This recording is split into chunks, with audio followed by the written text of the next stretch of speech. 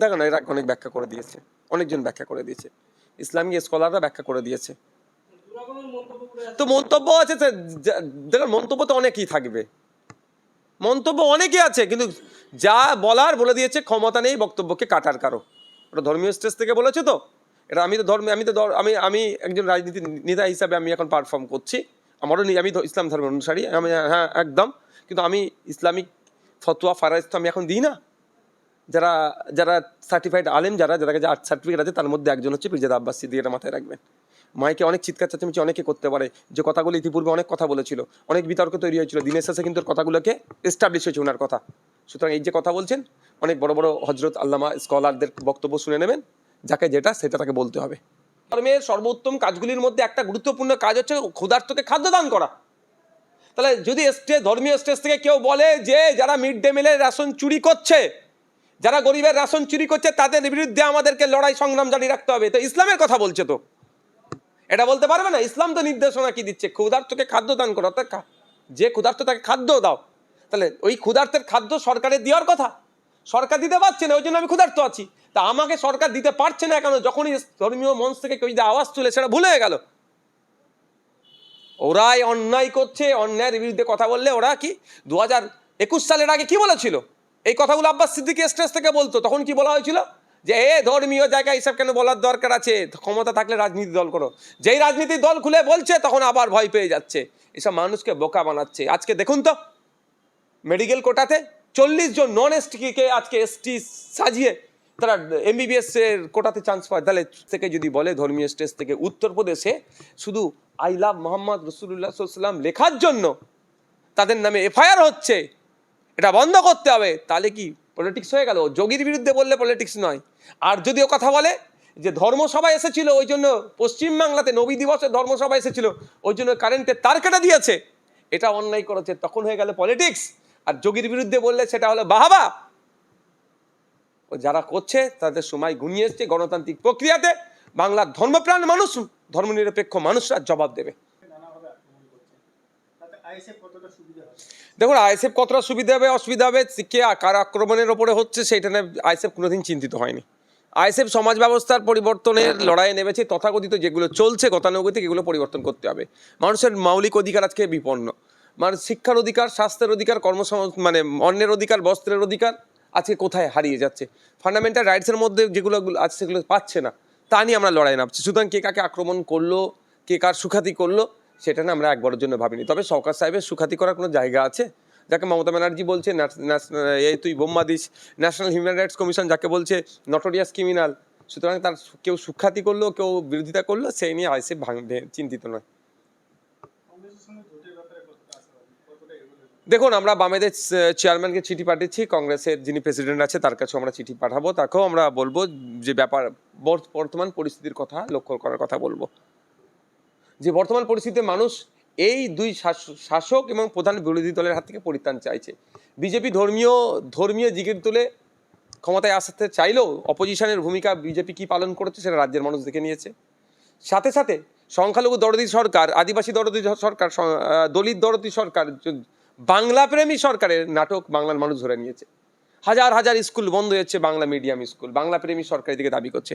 বাংলায় কাজ হারাচ্ছে, বাংলায় কথা, পশ্চিমবাংলাতে বাংলায় কথা বলার জন্য ঘুষপেটিয়া তকমা লেগে মার খেতে হচ্ছে। এই পশ্চিমবাংলার কথা বলছি। বাংলাতে কলকারখানা করছে, বাংলার মানুষের জমি নিয়ে কলকারখানা করছে, নিয়ম অনুযায়ী যে জমি দিয়েছে তাকে চাকরি দিতে হবে, তার পরিবর্তে ইউপি বিহার থেকে লোক নিয়ে এসে কাজ হচ্ছে। বাংলা প্রীতি দেখাচ্ছে এদের হাত থেকে বাংলার মানুষ পরিত্রাণ চাইছে।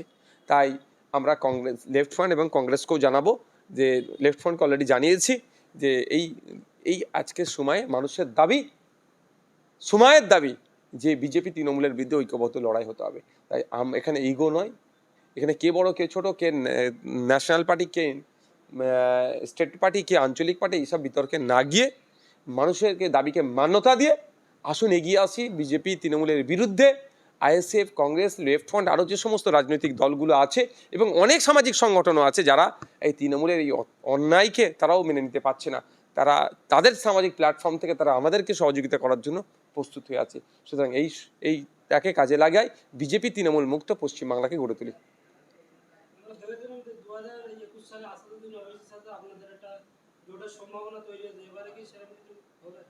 না, জোটের সম্ভাবনা তৈরি তখন যেটা বলছেন মানে সেটা আপনারা হয়তো সঠিক ইনফরমেশন জানেননি, তাহলে আপনি যেন বলছেন। না, আমাদের এখনো পর্যন্ত এই ধরনের কোনো আলোচনা হয়নি। গতকাল শওকত মোল্লা লাইভে এসে আপনার চাচা পীর ইব্রাহিম সিদ্দিকীর বিরুদ্ধে বলেছে যে উনি একটা অসভ্য লোক, মস্ত বড় দালাল, কি বলবেন? দেখুন, একটা কথা বলি, তৃণমূল কংগ্রেস হচ্ছে ভাষা সন্ত্রাস করে। তৃণমূল কংগ্রেসের বিরুদ্ধে আপনি কথা বলবেন, আপনি খারাপ হয়ে যাবেন। এদের এদের যোগ্যতা নাই যে অভিযোগটা নিয়ে এসেছে সেই অভিযোগটাকে যুক্তি দিয়ে খণ্ডন করার। যখন এরা যুক্তি দিয়ে খণ্ডন করতে পারছে না, সেই জন্য দালাল, অমুক তমুক বলে দেখে দিতে চাইছে। যে অভিযোগগুলো তুলেছে, যদি যুক্তি থাকে যুক্তিতে খণ্ডন করুক না। আমার বিরুদ্ধে তো অনেক অসভ্য ভাষার ব্যবহার করে বলে, আমি একবারের জন্য কি অসভ্য ভাষায় উত্তর দিয়েছি? আমার বিরুদ্ধে অনেক প্রশ্ন তুলে, আমি যুক্তি দিয়ে সেইটাকে খণ্ডন করি। যে চাচাজান সম্পর্কে, আমার চাচাজান সম্পর্কে যে কথা বলেছে, বাংলার মানুষ বলছে একবার দেখুন যে এরা এরা রাজনীতিটাকে কোন তলনিতে পৌঁছেছে। মানুষ সমালোচনা করবে না? এইটা তো ডেমোক্রেটিক রাইট, যে আমরা যদি মোদিজির সমালোচনা করতে পারি, আমরা যদি মমতা দিদির সমালোচনা করতে পারি, আমরা যদি রাষ্ট্রপতির সমালোচনা করি, আমরা যদি স্বরাষ্ট্রমন্ত্রীর সমালোচনা করি, আমরা যদি আমাদের রাজ্যের অর্থমন্ত্রীর সমালোচনা করি, আমাদের রাজ্যের স্বাস্থ্যমন্ত্রীর সমালোচনা করতে পারি, তাহলে উনি কে এসে গেছেন? একটা বিধায়ক তার সমালোচনা করলে গালাগালি দিচ্ছে, দালাল আখ্যায়িত করছে। এটা বুঝুক বাংলার মানুষ যে মমতা ব্যানার্জি কোন মুসলমানকে তার স্টেজে জায়গা দিচ্ছে। মমতা ব্যানার্জি শিক্ষিত মুসলমান, বুঝদার মুসলমান, প্রশ্ন করলেওয়ালা মুসলমানকে তৃণমূলের প্রথম স্তরে জায়গা দেবে না। মমতা ব্যানার্জি যে ভালো বোম মারতে পারে, তুই বোম মারিস, যাকে ন্যাশনাল হিউম্যান রাইটস কমিশন বলেছে তুই নটোরিয়াস ক্রিমিনাল, তাকে বড় করে জায়গা দেবে। কারণ মমতা ব্যানার্জি শিক্ষিত মুসলমানকে জায়গায় জন্যই দেবে না। শিক্ষিত মুসলমান আসলে তখন বলবে কি? শিক্ষার কথা বলবে, আলিয়া বিশ্ববিদ্যালয়ের দুরবস্থার কথা বলবে, মাইনরিটি সমাজের ওবিসি সার্টিফিকেট নিয়ে যে দুরবস্থা চলছে, যে দ্বিচারিতা চলছে তার কথা বলবে, যে বঞ্চনার শিকার হচ্ছে, ওয়াকাফ সম্পত্তি দখল করে, কবরস্থানের জমি দখল করে পার্টি অফিস বানিয়ে নিচ্ছে, এর বিরুদ্ধে কথা বলবে। এবং শিক্ষা স্বাস্থ্যর আমূল পরিবর্তনের কথা বলবে। দলিত, আদিবাসী, পিছিয়ে বর্গের মুসলমান যারা আছে তাদের সমস্যার কথা তুলে ধরবে শিক্ষিত মুসলমান। সেই জন্য এদের জায়গা দেবে না। দেবে কাকে? ওই শওকত মোল্লার মতো মানুষকে দেবে। কাকে? অধ্যাপিকাকে যারা জগ ছুড়ে মারে তাদের মতো মানুষকে নেতা তৈরি করবে। আর শিক্ষিত যারা, তাদেরকে ক্রমশ কোণঠাসা করে দেবে। তাই অশিক্ষিতদেরকে নেতা করেছে, এমন জায়গায় পড়াশোনা করেছে, তিনি যে সার্টিফিকেটটা আছে সেই সার্টিফিকেটটা আবার ইনভ্যালিড। সেই প্রতিষ্ঠানটাই নাকি দুর্নীতিগ্রস্ত প্রতিষ্ঠান। আমি বলিনি, শওকত সাহেবেদেরই সরকারের একটা দপ্তর বলছে। তার কাছ থেকে ভালো আশা করাটাই তো দিতে হবে। যে শওকত মোল্লা আপনার ভাই সম্পর্কে বলে, বারবার ধর্মীয় স্টেজ থেকে রাজনৈতিক কথা বলে, কিন্তু আমরা দেখলাম গত কয়েকদিন আগে ইমামদেরকে ডেকে নিয়ে মিটিং করছে, সেখানে সম্পূর্ণ রাজনৈতিক বক্তব্য। দেখুন, একটা কথা বলি, এরা হচ্ছে কি বলুন তো, দেখবেন সব পাখি মাছ খায় আর মাছরাঙার দোষ দেয়, এক নম্বর কথা। দ্বিতীয় কথা হচ্ছে, ধর্মীয় স্টেজ থেকে কি রাজনীতির কথা বলেছে কোনোদিন কাকে ভোট দেবে এই কথা একবারের জন্য বলেছে? ধর্মীয় স্টেজ থেকে বলা যাবে না যে আজকে ডলারের রেকর্ড দাম হলে কেন, টাকার রেকর্ড দাম পতন হলো কেন? 2014 সালে $1 কিনতে গেলে 60 টাকা 95 পয়সা দিয়ে কিনতে হতো, আর আজকে 83 টাকা 88 টাকা 31 পয়সা দিয়ে কেন কিনতে হচ্ছে? এ কথা বললে পলিটিক্স হয়ে গেল। স্টেজ থেকে দাঁড়িয়ে যদি বলে কেন ভারতবর্ষে ক্ষুধা সূচকে 105 নম্বরে চলে গেল 127টা দেশের মধ্যে, যেটা 2014 সালে ছিল প্রায় 54-55 র্যাঙ্কে, এইটা বললে কি হয়ে যায়? পলিটিক্স হয়ে যায়। কেন স্টেজ থেকে দাঁড়িয়ে বলতে পারবে না ওবিসি সার্টিফিকেট নিয়ে পশ্চিমবাংলার সংখ্যালঘু মুসলমানদের সাথে ছেলে খেলা হচ্ছে, বঞ্চিত করা হচ্ছে? এটা বললে কি পলিটিক্স হয়ে যাবে? কেন স্টেজে দাঁড়িয়ে বলতে পারবে না যে বর্ধমানে আদিবাসী স্কুলের ছাত্রীটিকে যে ধর্ষণ করে টুকরো টুকরো করে করলো তাকে সর্বোচ্চ শাস্তি দিতে হবে, প্রশাসন তাকে না কোনোভাবেই বাঁচানোর না চেষ্টা হয়? এটা বললে কি পলিটিক্স হয়ে গেল? কেন স্টেজ থেকে দাঁড়িয়ে বলতে পারবে না? ধর্মীয় স্টেজ থেকে বলার অধিকার নাই? জল জমি জঙ্গলের স্বাভাবিক অধিকার আদিবাসীদের, সেটা কেড়ে নেওয়া যাবে না? স্টেজ থেকে দাঁড়িয়ে যদি, ধর্মীয় স্টেজ থেকে দাঁড়িয়ে যদি কেউ বলে ওয়াকাফ সম্পত্তি মুসলমানের পূর্বপুরুষে রেখে যাওয়া সম্পত্তি কোনোভাবেই বিহাত করা যাবে না, এটা কি অপরাধ হবে?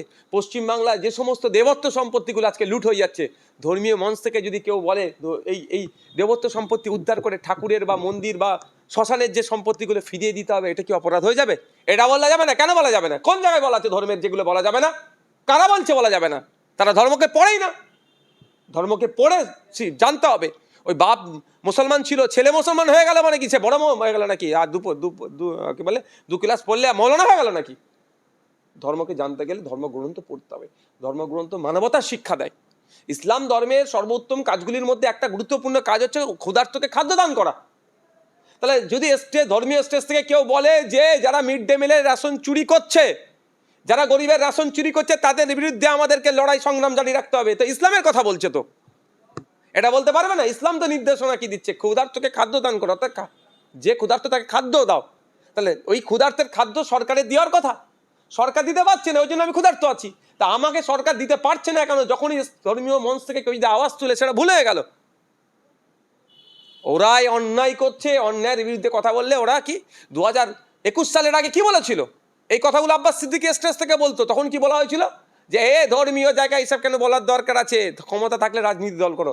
যেই রাজনীতির দল খুলে বলছে তখন আবার ভয় পেয়ে যাচ্ছে, এসব মানুষকে বোকা বানাচ্ছে। আজকে দেখুন তো মেডিকেল কোটাতে 40 জন নন এসটিকে আজকে এসটি সাজিয়ে তারা MBBS এর কোটাতে চান্স পায়। তাহলে আদিবাসী সমাজের 42 জন 42 জন বঞ্চিত হচ্ছে। তাহলে এই 42 জনকে কেন বঞ্চনা করা হচ্ছে? বঞ্চনা কে করছে? রাজ্য সরকার। তাহলে ধর্মীয় স্টেজে, ইসলামিক স্টেজ থেকে আব্বাস সিদ্দিকী যদি বলেন, পীরজাদা আব্বাস সিদ্দিকী, যে আমার আদিবাসী ভাইদেরকে বঞ্চনা কেন করা হচ্ছে, তাহলে আব্বাস সিদ্দিকী দোষী হয়ে গেল। এই দোষী যদি আব্বাস সিদ্দিকীকে বলে, আব্বাস সিদ্দিকী প্রস্তুত আছে 1000 বার এই দোষটাকে মাথায় পেতে নেবে। স্টেজ থেকে যদি বলে, ধর্মীয় স্টেজ থেকে, উত্তরপ্রদেশে শুধু আই লাভ মোহাম্মদ রসুল্লাহ সাল্লাম লেখার জন্য তাদের নামে FIR হচ্ছে, এটা বন্ধ করতে হবে, তাহলে কি পলিটিক্স হয়ে গেল? যোগীর বিরুদ্ধে বললে পলিটিক্স নয়। আর যদিও কথা বলে যে ধর্মসভা এসেছিল, ওই জন্য পশ্চিমবাংলাতে নবী দিবসে ধর্মসভা এসেছিল, ওই জন্য কারেন্টের তার কেটে দিয়েছে, এটা অন্যায় করেছে, তখন হয়ে গেল পলিটিক্স। আর যোগীর বিরুদ্ধে বললে সেটা হলো বাহাবা। ও যারা করছে তাদের সময় ঘনিয়ে এসছে। গণতান্ত্রিক প্রক্রিয়াতে বাংলার ধর্মপ্রাণ মানুষ, ধর্মনিরপেক্ষ মানুষরা জবাব দেবে। আব্বাস সিদ্দিকী, নওশাদ সিদ্দিকী ভয় পাচ্ছে ইমাম মুয়াজ্জিনদের ডেকে নিয়ে রাজনৈতিক ভাষণ। আর আমি দুইবার বলা দরকার নেই, আপনারা বুঝে নিন। তো এই যে বিষয়টা আব্বাস সিদ্দিকী বললো যে শওকত মোল্লাকে জাহান্নামের কুকুর, এটা বিষয়টা কিভাবে দেখেন? দেখো না, এরা অনেক ব্যাখ্যা করে দিয়েছে, অনেকজন ব্যাখ্যা করে দিয়েছে, ইসলামিক স্কলাররা ব্যাখ্যা করে দিয়েছে। দুরকমের মন্তব্য করে তো মন্তব্য আছে, দেখুন মন্তব্য তো অনেকই থাকবে, মন্তব্য অনেকই আছে, কিন্তু যা বলার বলে দিয়েছে, ক্ষমতা নেই বক্তব্যকে কাটার কারো। ওটা ধর্মীয় স্টেজ থেকে বলেছে, তো এটা আমি একজন রাজনীতি নেতা হিসাবে আমি এখন পারফর্ম করছি। আমারও আমি ইসলাম ধর্মের অনুসারী, আমি, হ্যাঁ একদম, কিন্তু আমি ইসলামিক ফতোয়া ফারাইজ তো আমি এখন দিই না। যারা যারা সার্টিফাইড আলেম, যারা কাছে 8 সার্টিফিকেট আছে, তার মধ্যে একজন হচ্ছে পীরজাদা আব্বাস সিদ্দিকী, এটা মাথায় রাখবেন। মাইকে অনেক চিৎকার চেঁচামেচি অনেকে করতে পারে, যে কথাগুলো ইতিপূর্বে অনেক কথা বলেছিল, অনেক বিতর্ক তৈরি হয়েছিল, দিনের শেষে কিন্তু কথাগুলোকে এস্টাবলিশ হয়েছে ওনার কথা। সুতরাং এই যে কথা বলছেন, অনেক বড় বড় হজরত আল্লামা স্কলারদের বক্তব্য শুনে নেবেন, যাকে যেটা সেটা তাকে বলতে হবে। ক্যানিংয়ে আবার পিটিয়ে খুন।